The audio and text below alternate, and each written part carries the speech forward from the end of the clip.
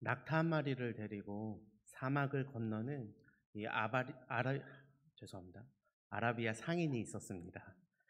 이 아라비아 상인이요, 이 낙타를 데리고 사막을 건너는데 이 사막의 날씨가 어떻습니까? 요즘 우리나라보다 더합니다. 이 낮에는요 너무나 덥고, 그리고 밤에는 너무나 추운 곳이 바로 사막입니다. 그래서요, 이제 추운 밤이 되어서 이 사람이 아라비아 상인이 텐트를 딱 칩니다. 그리고 그 안에 들어가서 잘 준비를 하고 있죠. 근데 잠을 청하려고 할 때에 갑자기 그 천막 문이 딱 열리는 겁니다. 드르릉 열리면서 자신이 키우던 그 낙타가 머리를 쏙 하고 들어 넣는 겁니다. 그래서 이 아라비아 상인이 낙타에게 물었습니다. 낙타야, 왜 그러느냐? 이 낙타가 대답을 합니다. 아, 주인님, 주인님. 아, 너무 추워서 그런데 이 얼굴만 좀 넣으면 안 되겠습니까? 그 상인이 낙타를 사랑하잖아요. 그러니까 그래, 그렇게 해라. 얼굴만 넣어라 한 겁니다. 근데 조금 더 지나고 나니까 갑자기 두리번 두리번 하더니 낙타가 이 목까지 쑥 집어넣는 거 아니겠습니까? 그러면서 이렇게 이야기합니다. 주인님, 주인님, 제 목이 보시다시피 이렇게 길쭉합니다. 그러다 보니까 목이 너무나 시려요. 딱 요 목까지만 집어 넣겠습니다. 주인이 뭐라 합니까? 그래, 그래, 목까지 집어 넣어라. 추우면 집어 넣어야지. 그렇게 했습니다. 또 어느 정도 시간이 지나자 바스락바스락 하는 소리가 들립니다. 낙타가 자기 앞발을 조금씩 조금씩 이 텐트 안으로 집어 넣는 겁니다. 그러니까 이 주인이 그것을 보고 낙타에게 묻습니다. 낙타야, 무엇을 하고 있느냐? 또 이야기합니다. 낙타가. 주인님, 주인님. 아, 제가 이 발이 너무 시립니다. 이 발가락 좀 녹일 수 있도록 이 앞발만 좀 이 텐트 안에 좀 집어 넣겠습니다. 이 주인이 안 돼 보이잖아요. 그러니까 그래, 그래, 그렇게 해라 하면서 자기 자리를 조금 이렇게 뒤로 하고 낙타가 앞발을 넣을 수 있도록 도와줍니다. 그러고 나니까 좀 더 있으니까 이 낙타가 이렇게 얘기하는 겁니다. 주인님, 제가 앞발만 넣고 이렇게 텐트에 반쪽만 넣고 있으니까 이게 문이 열려 있지 않습니까? 이 문이 열려 있으면은 저도 춥고 주인님도 춥지 않습니까? 그러니까 저도 같이 좀 들어가겠습니다. 이렇게 하는 거죠. 그러더니 이 텐트 안으로 쏙 낙타가 들어옵니다. 그러고는 이제 주인님께 마지막으로 이제 이야기합니다. 주인님, 이 천막이 좁아서 둘이 같이 있을 수는 없을 것 같습니다. 제가 좀 누울 테니까요. 주인님이 좀 밖에 나가 계십시오. 주인님은 저보다 크기도 작으니까 추위도 덜 타지 않겠습니까? 하면서 주인을 밀어냈습니다. 이 이야기는 이 아랍인과 낙타라는 이솝우화입니다. 어디서 들어본 적이 있을 수도 있겠습니다. 이 교훈이 그런 거죠. 그 호의가 계속되니까 어느새 그것이 권리가 되어버린 그런 모습들이 등장합니다. 근데 이 책의 내용이 성립되기 위해서는요, 한 가지 중요한 사실이 있는데 이 상인이 낙타를 사랑한다는 점입니다. 그래서 낙타에 조금씩 하는 그런 요구들을 받아들일 수밖에 없고, 결국 쫓겨난 주인은 낙타한테 뭐라 하지도 못하고 오돌오돌 밖에서 잠을 청할 수밖에 없게 되는 것이죠. 이런 말 들어보신 적 있으십니까? 죄를 미워하되 죄인은 사랑하라 라는 말이 있습니다. 저는요, 예전에 처음 이 말을 들었을 때 성경에서 나오는 말인 줄 알았습니다. 성경 구절인 줄 알았어요. 근데 성경 구절이 아니라 간디가 한 말입니다. 인도의 건국의 아버지라 불리는 이 간디가 한 이야기입니다. 죄에 대하여는 미워해도 되지만 죄를 지은 사람은, 그 사람만큼은 존중받고 사랑받아야 한다라는 그런 말이죠. 참 듣기 좋은 말입니다. 세상을 살아가는 이 세상 사람들뿐만 아니라 이 그리스도인들에게도 아주 귀감이 되는 아주 좋은 말씀인 것 같습니다. 근데 죄를 미워하되 사람은 미워하지 말라는 이 말이 통용되기 위해서는요, 그 사람이 객관화가 너무나 잘 돼 있어야 됩니다. 자기 자신도 떳떳해야 되고 그 사람이 죄와 사람을 완전히 구별할 만큼의 그러한 객관화가 너무 잘 돼 있어야 한다는 것이죠. 근데 인간에게는요, 누구나 한계가 있습니다.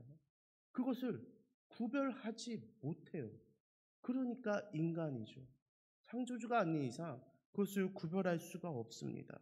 죄를 미워하되 죄인을 사랑하라라고 말했던 이 간디조차도 어떤 구설수가 있었냐면 수화 성애자이며 인종차별주의자였다라는 그러한 구설수가 있습니다. 그러니까 사람들은요, 결국 이것을 해결하기 위해서 어떻게 합니까? 관계를 잘 쌓으려고 하고 관계를 통해서 두둔하려고 합니다. 그래서 관계에 관련된 책들도 얼마나 많습니까? 또한 관계를 잘하기 위해서 시간과 돈을 투자하면서 열심히 살아갑니다. 이전에 부자가 쓴 책 중에 제가 제목이 기억이 안 나는데 그 책에 이런 내용들이 있습니다. 그 관계에 대해서 굉장히 중요시 여기며 쌓은 부와 쌓은 그런 것들, 시간과 모든 것들을 가지고 이 관계를 좀 더 좋게 하는데 최선을 다하라는 그러한 이야기가 있을 정도죠. 인간은 자기식대로 해석을 합니다. 그리고 관계를 생각해서 이것들을 판명합니다. 뭐가 죄인지, 뭐가 죄가 아닌지 스스로가 이렇게 기준 없이 그 사람과의 관계를 통해서 그것을 판명하기 좋아하는 것이죠. 사람을 사랑하고 용납하느라 아니면은 관계 때문에 그 사람이 지은 죄까지 두둔하는 것이 인간입니다. 실제로 사람을 사랑하고 용납하느라 그 사람이 지은 죄를 죄는 미워하되라고 이야기하지만 그 죄까지도 미워하지 못하고 아니야 이건 죄가 아니야라고 말하는 사람들이 사회 곳곳에서 너무나 등장하고 있습니다. 이 말을 했던 이 간디 역시도 그렇고 정치적으로도 우리가 계속 그러한 문제들을 뉴스를 통해서 봐오고 있고 교육적으로도 그렇습니다. 부모가 자식을 감싸는 그러한 모습들이 여전히 너무나 많습니다. 또한 종교 등 모든 분야에서도 이슈가 되고 있는 것이 사실입니다. 사람은요, 이처럼 이것을 분간해낼, 구별해낼 힘이 없습니다. 그러나 우린 그리스도인들입니다. 그리고 우리 그리스도인들이 수호해야 될 것은요, 하나님의 말씀입니다. 하나님을 경외하고 창조 섭리 가운데 살아가며 그 기준을 명확히 하는 게 우리의 먼저입니다. 그 말씀을 바탕으로, 그 먼저 된 것을 바탕으로 누군가를 사랑하고 품을 수 있는 것이죠. 그러한 사랑이 그 사람을 죽이는 사랑이 아니라 구원에 이를 만한 사랑을 할 수 있는 것입니다. 그러나 때론 사람을 사랑하는 것이 말씀보다 먼저 되다 보니까 그리스도인들에게도 그러한 것들이 먼저 되다 보니까 그 사랑과 나와의 이해관계가 먼저 되다 보니까 이 사랑하기 위해서 도리어 말씀을 멀리하는 경우들이 많습니다. 창조주의 명백한 그 말씀들을 거부한다거나 곡해하는 모습들이요 사회 곳곳에서 나타나고 있는 것이죠. 제가 왜 앞에를 이렇게 장황하게 계속해서 이야기하냐? 제가 포괄적 차별금지법에 대해서 좀 이야기하려고 그렇습니다. 포괄적 차별금지법이 굉장히 대두되고 있습니다. 그래서 이것에 대해서 저는 한 번은 저 역시도 공부하고 이것을 또 설교해야겠다는 마음에 지난주에 우리 청년들에게도 설교를 하고 오늘도 이 수요 예배 강당에 이렇게 섰습니다. 제가 강도사가 될 때 그 논문을 쓰거든요. 논문을 한 40장 정도 쓰는 것이 그 1차 통과하는 그겁니다. 그래서 그걸 위해서 논문을 썼는데 논문 주제도 이 포괄적 차별 금지법이었습니다. 그래서 제가 이것에 대해서 굉장히 마음을 많이 두고 있죠. 어떤 사람은 이렇게 생각할 수 있습니다. 아니 목사님, 그 차별 금지법이라는 게 약자를 보호하기 위한 법 아닙니까? 약자를 차별하지 않기 위한 법이지 않습니까? 근데 왜 이렇게 유난스럽게 그렇게 하는 것입니까? 맞습니다. 그 말 맞습니다. 약자는 당연히 보호받아야 되는 겁니다. 약자는 당연히 보호받아야 돼요. 장애가 있거나 피부색이 좀 다르거나 나이가 많다고 또 나이가 적다고 그것을 차별하고 무시하면 안 되지요. 그리고 그걸로 인해서 크나큰 피해가 있을 수 있으면 법적으로 지정해서 막아야 되는 게 맞습니다. 성경도요 그것을 지지합니다. 하나님의 율법도요. 그러한 과부와 그러한 고아와 그러한 어려운 자들을 향해서 그렇게 이야기하고 있다고요. 그 말은 맞습니다. 그러나 우리가 주의해야 될 것은 이 약자와 더불어 우리가 이렇게 도움을 줘야 될 사람들과 더불어서 이 낙타가 천막 안으로 머리를 들이미는 것을 우리가 막아야 된다는 겁니다. 올해 7월 18일 사실혼 관계인 이 동성 배우자를 건강보험 피부양자로 인정한 이 대법원의 판결이 있었습니다.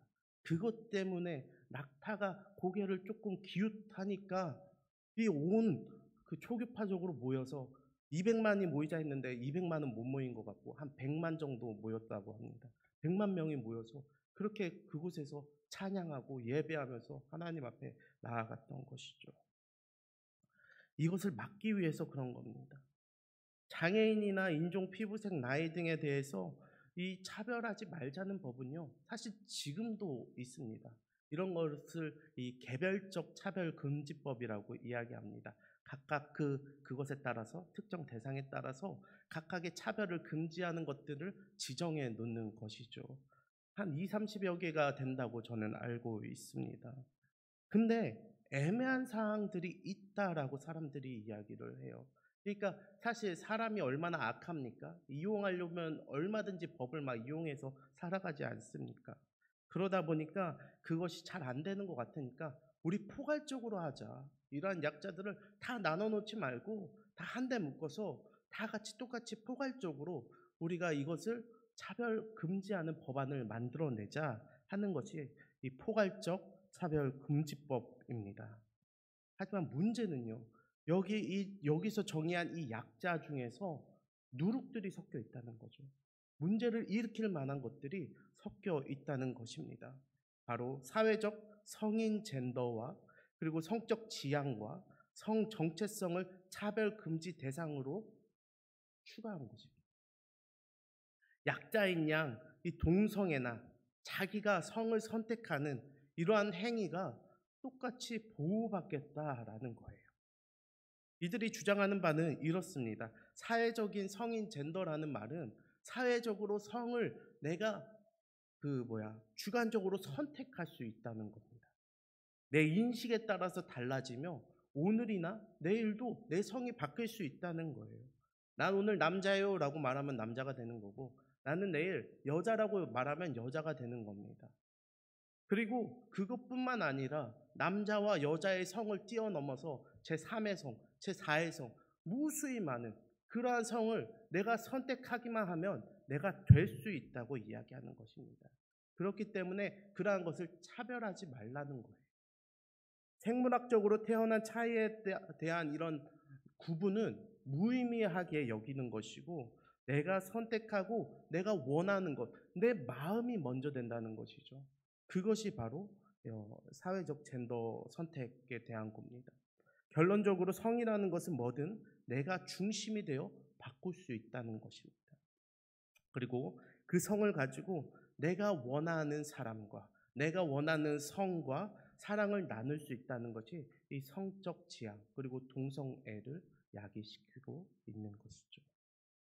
사실 이러한 문제를요 명확히 알고 있다면요 교회가 아니라 이것은 사회적으로도 이것이 심각한 문제인 것을 깨닫고 분명히 막아야만 하는 일입니다. 만약 이런 사회가 온다면요 사회적으로도 너무나 큰 논란거리가 많습니다. 성전환 수술 없이도 누가 봐도 남자인 제가 여탕에 들어가서 저는 여자입니다 라고 말했을 때 누군가가 신고를 한다면 신고한 사람이 차별 금지로 오히려 경찰에게 잡혀갈 수 있는 일이 생길 수 있다라는 것이죠. 그러니까 여성들이 보호받을 권리보다 제가 성을 선택할 권리가 먼저 될 수 있다는 겁니다.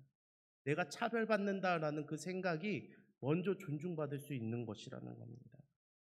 항의하고 신고하면 도리어 차별금지법으로 인해 차별했다고 반대로 제재받는 사회가 될 것입니다. 이같이 불미스러운 일이 늘 우리의 삶 가운데 있을 수 있다라는 것이죠. 근데 이건요, 정말 저는 세 발의 피라고 생각합니다. 정말 보다 엄청나게 심각한 것은요, 바로 교육에 있습니다. 교육에 있어요. 아직 어려서 분별하지 못하는 아이들에게 성 정체성의 혼돈을 가져오게 되고 그들에게 오히려 이러한 것들을 가르치게 돼요. 이렇게 성을 선택할 수 있다. 넌 남자든 여자든 너가 원하는 거 뭐든 될 수 있어. 라고 권유합니다. 그것을 가르치게 됩니다. 포괄적 차별금지법을 수용한 캐나다나 미국은요, 벌써 20년 이상 되었는데 이미 이렇게 되어 가고 있어요. 그리고 이런 것들이 유행이고 이러한 것들이 사회적으로 참 멋진 사람, 사회적으로 정말 중상위층의 그러한 있는 사람들, 그 의식이 깨어 있는 사람들의 그러한 모습이라고 여깁니다. 그래서 그들이 어린이집이나 유치원 다니는 아이들에게 이러한 것들을 가르치고 있다는 것이죠. 제가 영상 하나 준비했는데 한 4분 정도 저희가 보도록 하겠습니다. 마우스로 클릭하시면 마우스로 화면을 클릭하시면 그러죠. 마우스로 화면을 네, 마우스로 넘기는 화면을 클릭하시면 그러죠.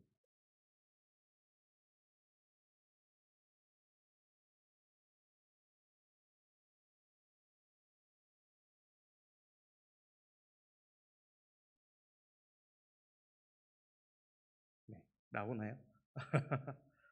네, 그냥 보지 않도록 하겠습니다. 예, 이러한 영상이 어떠한 영상의 내용이냐면요, 이것을 가르치는 영상인데요. 그 드래퀸이라고 해서 남자가 여성 복장을 하고 이러한 것을 아이들 유치원에 가서 가르칩니다. 그리고 어, 엄마와 엄마로 이루어진 가정에 대해서도 가르치고 아빠와 아빠로 이루어진 가정에 대해서 이 아이들에게 가르칩니다. 그러한 나라들은 벌써 20년 이상 그런 것들이 계속되었기 때문에 이 아이들에게 아이들을 입양할 수가 있어요. 그 동성애자들이. 그래서 동성애자들이 이 아이들을 입양해서 그렇게 가르치는 것이 정말 그 나라의 정말 중산층의 그런 사람들이 누리는 것이라고 여깁니다. 근데 참 보면은 어떻게까지 하냐면 그냥 여성 복장을 하고 오는 게 아니에요. 막 악마처럼 분장을 해서 옵니다. 막 몸은 여자 옷을 입고 오고 막 얼굴은 막 악마처럼 분장을 해서 옵니다. 그러면서 와가지고 끊임없이 이제 너 남자가 될 수 있어. 넌 충분히 여자가 될 수 있어. 뭐 또 다른 누군가가 될 수 있어. 너가 원하는 건 뭐든지 될 수 있어. 라고 그렇게 아이들에게 자꾸만 가르치는 그 모습들이 있는 것이죠. 그리고 정말 큰 문제점은요, 그렇게 가르칠 때에 이 아이들이 그것을 선택하게 만들고 부모가 개입하지 못하도록 막습니다. 부모는 이 아이가 성을 선택하는 데 있어서 개입할 수 없다는 거예요. 근데 그 아이들이 어떠한 기준이 있어서 그것을 옳게 선택할 수 있겠습니까? 우리 아이 꼭 지켜줄게 책의 저자인 이 김용준 변호사님께서는요, 정말 이러한 일들이 일어나는 데 있어서 가장 먼저 그 나라에 들어가는 게 있는데 그게 뭐냐면 학생 인권 조례라는 것입니다. 그 우리나라도 동일하게 이루어지고 있죠. 학생의 인권을 지키기 위해서 학생의 인권을 올리는 겁니다.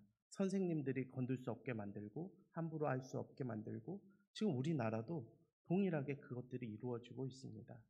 그래서 제가 저번에 우리 권사기도에서도 제가 보여드렸던 것 같은데 그 초등학생 아이가 그, 그 교감 선생님 뺨을 막 때려도 교감 선생님은 뒷짐지고 할 수 있는 게 없습니다.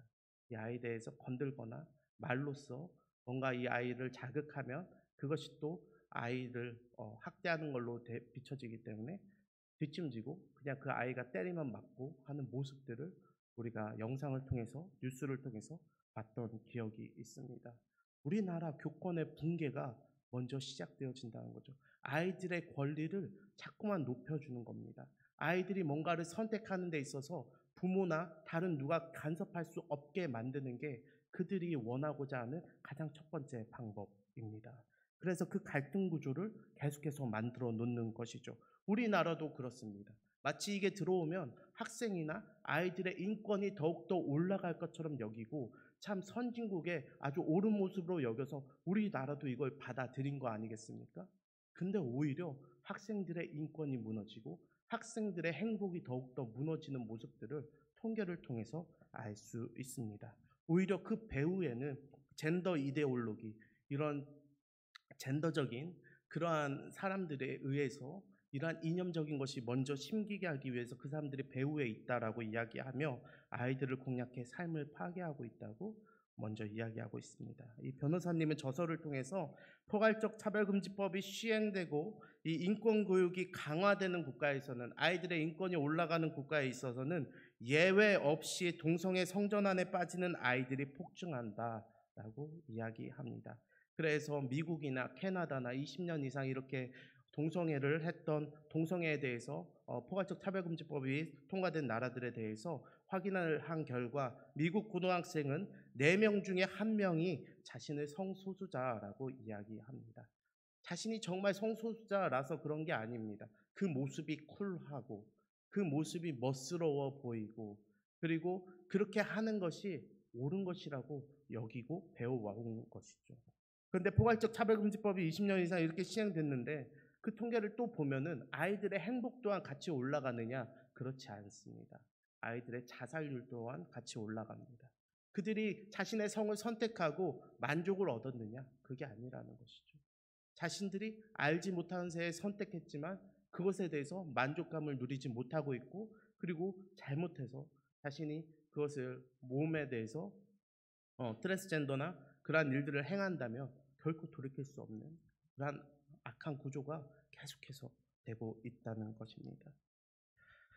결국 이러한 걸로 인해서 이러한 젠더적인 이러한 성향들이 이 아이들의 눈과 귀를 막아서 정말 옳은 기준들을 막아버리고 이 아이들이 잘못된 것을 선택하도록, 이 아이들의 미래를 망쳐도록 오히려 쾌락주의로 빠져서 다른 모든 사람들이 다 어떠한 기준 없이 쾌락으로 나아갈 수 있도록 만들고자 하는 것이, 소돔과 고모라성 같이 만들고자 하는 것이 바로 이 사탄의 전략인 것이죠. 남자와 여자는 결코 무엇으로 변할 수 없는 하나님의 창조 섭리입니다. 우리는 이것을 반드시 믿어야 합니다. 아이를 낳을 때 아들이 나왔으면 좋겠고 딸이 나왔으면 좋겠고 우리가 생각하지만 우리의 바람대로 되는 건 하나도 없습니다. 하나님께서 정해놓으신 것이고 하나님께서 우리의 손끝 하나, 우리의 머리털 하나 뽑아서 그 유전자 검사를 해서 XY가 나오면 남자로, XX가 나오면 여자로 하나님께서 우리의 손끝, 발끝, 손톱 하나에까지도, 머리카락 하나에까지도 다 그것을 기록해 놓았는데 그것이 인간이 바꿀 수는 없는 법입니다. 창세기 1장 27절과 28절 이렇게 이야기합니다. 오늘 말씀인데요. 하나님이 자기 형상, 곧 하나님의 형상대로 사람을 창조하시되 남자와 여자로 창조하셨고 하나님이 그들에게 복을 주시며 하나님이 그들에게 이르시되 생육하고 번성하여 땅에 충만하라, 땅을 정복하라, 바다의 물고기와 하늘의 새와 땅에 움직이는 모든 생물을 다스리라 하시니라. 아멘. 하나님이 자기 형상대로 창조하시고 그들에게 복을 주셨다는 것은, 이것은 하나님의 창조 섭리이지 우리의 선택이 아니라는 것입니다. 이것을 받아들이는 것부터가 복음의 시작이에요. 우리가 선택해서 이렇게 원하는 것이 되려고 하는 것이 무엇입니까? 죄입니다. 아담과 하와가 최초로 지은 죄가 바로 이 죄입니다.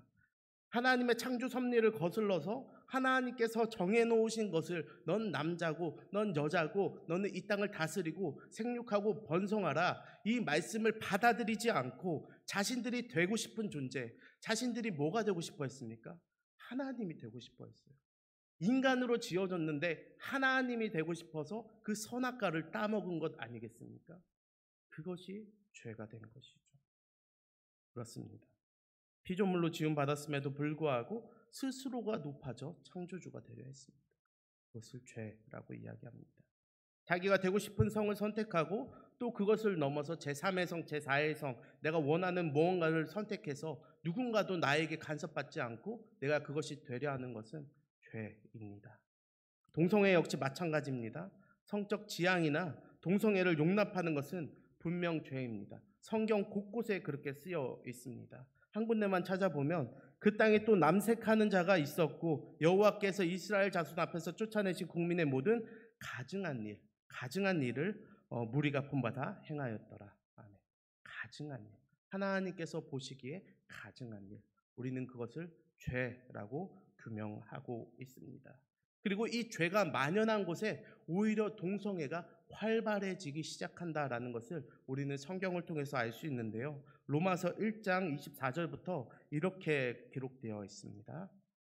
그러므로 하나님께서 그들을 마음의 정욕대로 더러움에 내버려 두사. 그러므로라는 말은 앞에 뭐가 있기 때문에 나온 말이겠죠. 그들이 우상 숭배하고 그들이 죄로 인해서 자신의 뜻과 자신의 마음대로 행하니까 하나님께서 그들의 마음이 원하는 대로 유기하셨다. 그대로 놔두셨다. 제가 늘 말씀드리는 하나님의 진노입니다. 죽는 그대로 그 죄값에 그대로 놔두는 것이 하나님의 진노하심입니다. 그들의 마음의 정욕대로 더러움에 내버려 두사 그들의 몸을 서로 욕되게 하게 하셨으니 이는 그들이 하나님의 진리를 거짓 것으로 바꾸어 피조물을 조물주보다 더 경배하고 섬김이라. 이 때문에 하나님께서 그들을 부끄러운 욕심에 내버려 두셨으니 곧 그들의 여자들도 순리대로 쓸 것을 바꾸어 영리로 쓰시며 그와 같이 남자들도 순리대로 여자 쓰기를 버리고 서로 향하여 음욕이 부릴도록 하며 남자가 남자와 더불어 부끄러운 일을 행하며 그들의 그릇된 상당한 보응을 그들 자신이 받게 했다라는 것이죠. 동성애에 대한 대가가 무엇입니까? 그 그릇된 것에 대한 상당한 보응은 무엇입니까? 에이즈나 성병이나 수많은 것들을 우리가 목도하고 있습니다. 또한 그 자들은요 하나님 두기를 싫어한다라고 성경은 분명히 기록하고 있습니다. 그리고 하나님께서는 이 같은 일을 행하는 자는 사형에 해당한다라고 정하셨다라고 성경은 기록하고 또한 이 자들은 자기들만 행할 뿐 아니라 또한 그런 일을 행하는 자들을 옳다 하느니라. 자기들만 그러한 일을 행하는 것이 아니라 계속해서 그것을 주입하고 계속해서 그러한 사람들을 옳다, 잘하고 있다 하기를 좋아한다는 것이죠. 그럼에도 우리가 불구하고 우리가 오해하지 말아야 될 것이 있습니다. 그것은 바로 동성애자라고 지옥 간다는 것은 아닙니다. 동성애를 행하는 사람이 지옥 갑니까? 천국 갑니까? 그것은 우리 수반이 아닙니다. 그것은 우리가 알 수 없습니다. 성경은 죄 있는 지옥에 가고 예수 그리스도를 내 주로 믿는 자들이 하나님 나라에 들어간다라고 이야기하고 있습니다. 그것으로 보면은 그 말씀의 기준으로 따져 보면은 우리 역시도 이성애자들 역시도 잘못된 이성애를 가지면 누구나 그 죄악 가운데 지옥에 갈 수 있다는 것이죠. 성을 사고 팔거나 불륜을 일으킨다거나 강제적으로 이성을 행한다거나 이러한 것들도 다 똑같은 죄입니다. 제 말은 그러니까 동성애자라서 내가 보기 싫다고 해서 우리가 그들을 혐오하자는 말이 아닙니다. 우린 하나님의 말씀, 복음을 중심으로 살아가기에 죄를 용납해서는 안 된다는 거예요. 낙타가 고개를 들이밀 때 그것을 반드시 막아야 한다는 것입니다. 죄가 있으면 예수 그리스도 앞에 나아가면 될 거예요. 사람들 앞에서 커밍아웃 할 게 아니라 죄가 있는 사람은 하나님 앞에 나아가고 예수 그리스도의 그 십자가 앞에 나아가면 될 일입니다. 그 사람들 앞에 커밍아웃하고 자기가 계속해서 세상 가운데서 드러내고자 하는 것을 받아줘서는 안 될 일입니다. 그것은 하나님의 창조 섭리를 훼손하는 일이죠. 이 창조 섭리, 가장 근본되는 것들이 훼손되기 시작하면 결국에는 걷잡을 수 없는 일들이 일어나기 시작합니다. 이 역사적으로 정말 과학적으로 성경에 옳으니까 이 성경대로 믿어라 라고 말하는 것이 아닙니다. 이 하나님께서 우리에게 주신 구원의 말씀이지 않습니까? 이 말씀을 믿음으로 우리가 구원에 이르지 않습니까? 그렇기 때문에 이 성경 자체가 우리에게는 믿음이요 복음이라고 할 수 있습니다. 그런 복음에 오늘 보니까 자신의 형상대로 남자와 여자를 창조하셨다. 남자와 여자를 창조하시고 그들에게 복을 주셨는데 그들에게 이르시되 생육하고 번성하여 땅에 충만하라 다스리라 라고 이야기하고 있습니다. 공성애를 하는 자가 어떻게 이 일을 행할 수 있습니까? 공성애를 행하는 자가 어떻게 이 땅 가운데서 생육하고 번성하며 땅에 충만할 수가 있겠습니까? 결코 돼서는 안 될 일입니다. 또한 성경은 하나님과 백성의 관계를 부부관계로 자주 묘사하고 있습니다. 그래서 우상 숭배에 대해서는 불륜처럼 묘사하는 부분이 너무나 많고 또 신랑 대신 예수님과 신부된 교회를 신약에서는 비유하고 있습니다. 이처럼 하나님의 창조 섭리가 굳건하기서야 우리가 정말 이 하나님의 창조 섭리대로 이 결혼을 맛보고 또한 이 가족 안에서의 그러한 하나님과의 그런 성경적인 관계대로 우리의 가족들이 살아가야 경험해야 우리가 하나님의 그러한 것도 바로 알 수 있는 것입니다. 어떻게 남자와 남자의 부부에서 있는 이 아이가 이 하나님의 아버지의 사랑을 옳게 배울 수가 있겠습니까? 이 어머니와 같이 품어주시는 그 사랑을 이 아이가 어떻게 배울 수가 있겠습니까? 창조의 섭리를 거스르면 복음을 아무리 이야기한다 해도 결코 들리지 않습니다. 예수 그리스도가 십자가에 달려 죽으셔서 3일 만에 부활하신 것만 복음이 아닙니다. 우리가 사형리는 그것을 잘 모르는 자들에게 복음이 없는 자들에게 우리가 간략히 이 성경에 대해서 이야기하고자 해서 그러한 것들이 만들어진 것이지 복음은 그것만이 복음이 아닙니다. 성경 전체를 믿고 성경 전체를 아는 것이 복음입니다. 이 창조의 섭리가 무너졌는데 어떻게 그 다음이 있고 어떻게 그 다음이 있고 그렇겠습니까? 예수님께서도 이 땅 가운데 오셔서 십자가로 향하시기까지 항상 무엇을 하셨습니까? 구약의 그 예언들을 이루셨습니다. 구약의 그 예언들을 이뤄 나가셨다고요. 그리고 율법을 완성하셨습니다. 결코 구약에 있는 모든 내용들을 버리시고 예수님께서 그 십자가에서 죽으심으로 말미암아 우리를 구원하신 게 아니라는 것입니다. 우리는 이 성경 전체를 반드시 믿어야 할 것입니다. 엄마 아빠가 한 몸이라는 것을 믿지 않으면서 어떻게 내가 엄마 아빠 자식인 것을 알겠습니까? 구약을 믿지 않으면서 신약을 어떻게 믿겠습니까? 예수님도 끊임없이 구약 예언을 성취하시면서 십자가로 향하셨는데 십자가만 맞다고 할 수 없습니다.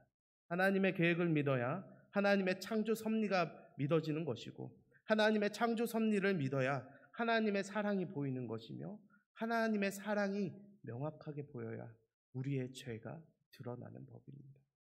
그것을 분명히 알고 우리가 이 땅 가운데에서 이 말씀을 기준으로 살아가야 될 것입니다.